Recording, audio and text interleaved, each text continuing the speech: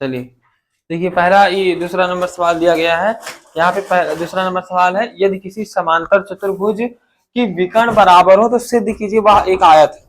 तो आप लोग समांतर चतुर्भुज के बारे में पढ़ चुके हैं, समांतर चतुर्भुज से क्या क्या गुण होते हैं, इन बातों को आप लोग समझ चुके हैं कि नहीं समझ चुके हैं। अब हमको इसके आगे सिद्ध करना था कि सिद्ध करो ये अगर एक समांतर चतुर्भुज है तो के विकर्ण परस्पर बराबर है तो सिद्ध करो वह एक आयत होगा। ठीक, सिर्फ इस प्रश्न की बात करेंगे, पीछे की चीजों को हम मान के चल रहे हैं कि आप लोगों को आ रहा है। ठीक है, सबसे पहली बात ये कहना है कि समांतर चतुर्भुज के विकर्ण बराबर है। तो हम लोग जाते हैं समांतर चतुर्भुज जो होता है वो इस तरीके से मान लीजिए कि एक समांतर चतुर्भुज है, ऐसे बना लीजिए ए बी सी और डी। कह रहे समांतर चतुर्भुज के विकर्ण बराबर है। विकर्ण का मतलब क्या है, ये ए सी जो है ए सी डायगोनल और ये बी डी, ये दोनों आपस में क्या है, बराबर। तो सिद्ध कीजिए वह एक आयत है। एक छोटा सा अंतर होता है समांतर चतुर्भुज में और आयत में है कि नहीं है, एक छोटा सा अंतर होता है। पूरा ध्यान यहाँ बोर्ड पे होना चाहिए, फोन पे नहीं, यहाँ बोर्ड।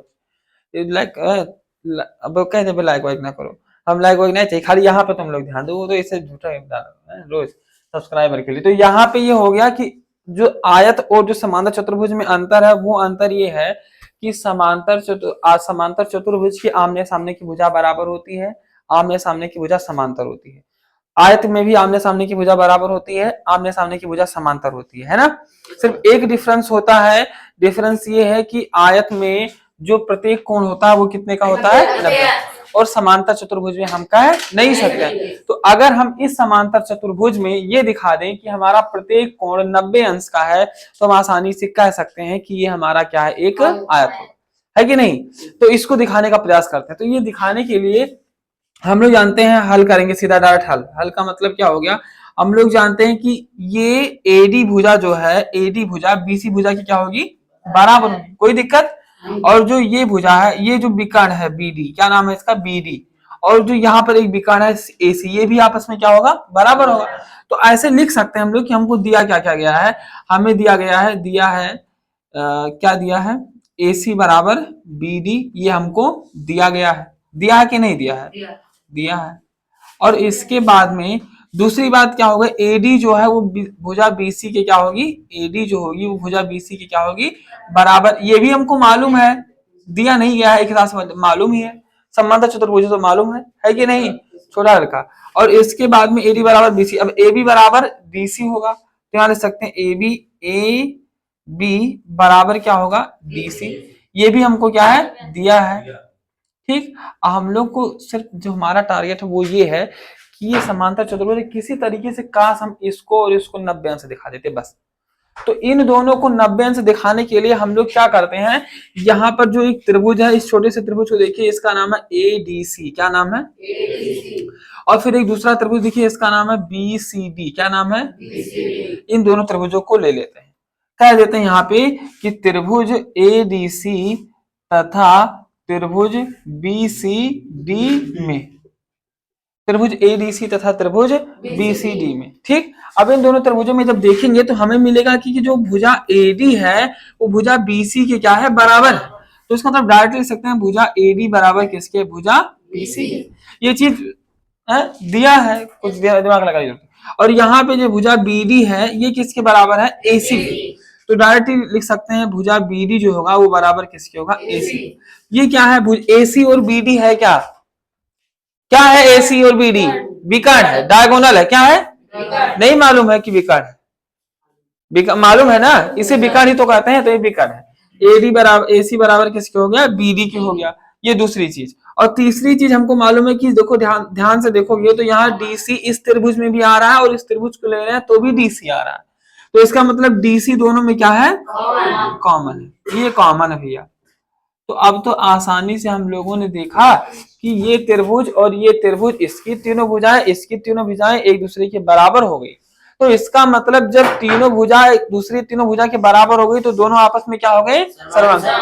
अरे एक भाई है सेम उसी की जैसे दूसरे भाई जुड़वा है ना, ट्विंस, तो दोनों एक दूसरे के क्या हो गए, सर्वांग। सर्वांग समता क्या है, सर्वांग समता क्या है, हम लोगों ने पढ़ा है 5 नियम। सर्वांग समता का मतलब सिक्का, छोटा सा सिक्का, उसके ऊपर 2 रुपए का सिक्का फिर रख दें, उस 2 रुपए का सिक्का उसके ऊपर फिर 2 रुपए का सिक्का रख दें, तो पता चलेगा दोनों आपस में क्या होंगे, सर्वांग सम होंगे। 10 रुपए की नोट एक ही साल में बनी हुई, एक के ऊपर एक रखते हैं, क्या होगा, सर्वांग सम। और एक साल में क्या किया, एटीएम कार्ड ले लिए, एटीएम कार्ड एसबीआई वाला एटीएम कार्ड सबका रखती है, आपस में क्या होगा, सर्वांग सम। और उसके बाद में ये मार्कर इसी साइज के इसी कंपनी का है, सर्वांग सम। यही तो सर्वांग समता, एक जैसा दिखना है सर्वांग समता, एक जैसा होना, हर तरीके से एक जैसा होना, वही क्या कहलाता है, सर्वांग सम, है ये नहीं। तो इसका मतलब ये सर्वांग सम हो गया, क्या हो गया, सर्वांग सम। तो अब आसानी से हम लिख सकते हैं त्रिभुज एडीसी सर्वांग सम त्रिभुज बीसी हो गया कि नहीं हो गया। अब जब ये त्रिभुज हमारा इस त्रिभुज के सर्वांग सम हो गया, तो इसका मतलब इसका सारा कोण इसके सारे कोण के बराबर, ठीक। इसका मतलब इसका ये देखो, इस त्रिभुज एडीसी को पकड़ो, बाकी इस रेखा को, बीच वाली रेखा को भूल जाओ, त्रिभुज एडीसी को पकड़ो, तो यहाँ पे एक कोण एडी निकलेगा कि नहीं निकलेगा, निकलेगा कि नहीं निकलेगा, निकलेगा ना निकलेगा। तो एडीसी बराबर किसके होगा, यहाँ पे आएंगे इस त्रिभुज में, इस कोण को देखो, तो इस कोण का नाम छोटा, ये जैसे पूछेंगे बताएगा, इस कोण का नाम क्या होगा, वो बताइए प्रदीप। बीसीडी वायरल हो गया, देखो यूट्यूब में आ जा बुक का, बीसीडी। तो एडीसी जो है वो बीसीडी के क्या हो गया, बराबर। क्यों बराबर हो गया, सीपीसीटी के नियम से, किस नियम से, सीपीसीटी के नियम से, हो गया कि नहीं हो गया। अब चाल चल रहे हैं हम लोग यहाँ पे, चाल। अब फिर इसके बाद में फिर जब आगे बढ़ेंगे तो पता चलेगा, क्या पता चलेगा, क्या पता चलेगा यहाँ पर कि ये एडी जो था बीसी के समांतर भी तो था, एडी बीसी के समांतर था कि नहीं था, क्यों था, चुप हो, सम्मुख कोण, सम्मुख बानर हो, एडी बीसी के समांतर है, कैसे पता चला ये बात, यार 5 दिन से बताए दो, कौन झूठ बोले, 5 दिन से यही बात पढ़ा रहे हैं कि नहीं पढ़ रहे हैं, कौन सा नियम है, अरे महाराज इस समांतर चतुर्भुज यही ले दोनों समांतर है आपस में, कैमरा बंद है मारा पहले तो सबका, बाद में यूट्यूब पर क्लास चली। ये एडी जो है ना, ये बीसी के कहाँ है, समांतर है, क्या है, क्यों समांतर है, क्योंकि ये समांतर चतुर्भुज है, क्योंकि ये समांतर चतुर्भुज है, इसलिए आप ये क्या होंगी, समांतर। ऊपर वाली भुजा नीची भुजा की क्या होगा, समांतर, ये भुजा इस भुजा की क्या होगा, समांतर, समांतर है।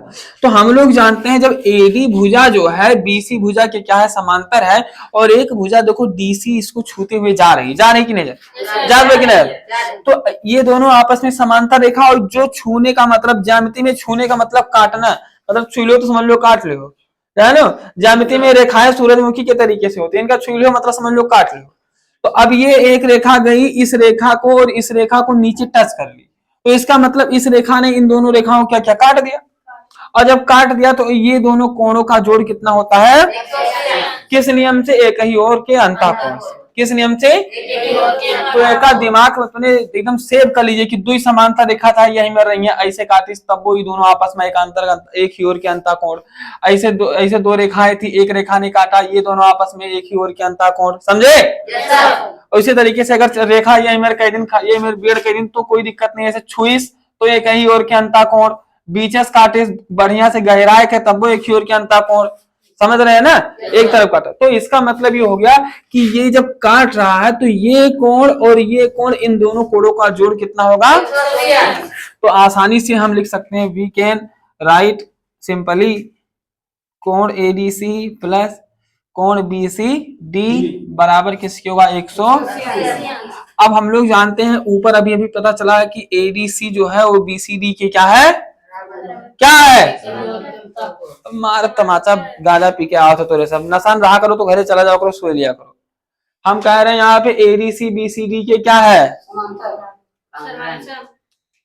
बंद करो कैमरा, तो सब इलाज ना है, मारो दिमाग खराब क्यों। एडीसी बीसीडी कोण के क्या है, हम कोण की बात कर रहे हैं, कोण एडीसी कोण बीसीडी के क्या होगा, क्या है, यहां से मालूम चला है कि नहीं मालूम चला है, तो इसका मतलब इस एडीसी की जगह पे बीसीडी को लिख सकते हैं कि नहीं लिख सकते हैं, तो इसकी जगह पे लिख दो कोण बीसीडी और प्लस कोण बीसीडी बराबर 180, तो दो जुड़ेगा तो दो कोण बीसीडी बराबर 180, तो कोण बीसीडी बराबर किसके हो जाएगा, 180/2, काटेंगे तो कितना मिलेगा, 90। तो कोण BCD का मान कितना आ गया? अच्छा बताइए, इस BCD की वैल्यू इसमें रखोगे तो ADC बराबर कितना आएगा? इस BCD यहाँ पर BCD बराबर 90 लिख दोगे तो ADC बराबर कितना मिलेगा? मिलेगा कि नहीं मिलेगा? तो इसका मतलब अभी तो हम लोग ये भी जानते थे कि आयत में अगर एक कोण 90 अंश का है तो सारे कोण 90 अंश के होंगे, तो हमने तो दो कोण को 90 अंश सिद्ध कर दिया। इसका मतलब यो दोनों कोण 90 अंश है कि नहीं? ये इसका सम्मुख कोण है, ये भी 90 होगा, ये इसका सम्मुख कोण है, ये भी 90 होगा।